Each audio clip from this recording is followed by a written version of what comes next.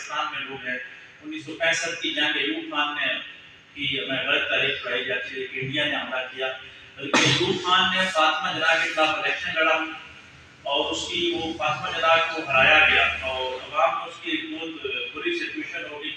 उसने अपने आप को बैलेंस करने के लिए जनवरी में इलेक्शन होता है और सितंबर में जंग छेड़ दी जाती है। ऑपरेशन डिपार्टमेंट पहले करते हैं जंग, उस जंग को इस्लाम के साथ जोड़ते हैं, बदले में शिकस्त होती है। कश्मीरियों के साथ ज्यादती हुई कि कश्मीर में जब जरूरत पड़ती है तो हम जहाज शुरू करवा देते हैं, जब जरूरत खत्म होती है तो हम हाथ खींच लेते हैं, उन बेचारों को मरवा देते हैं।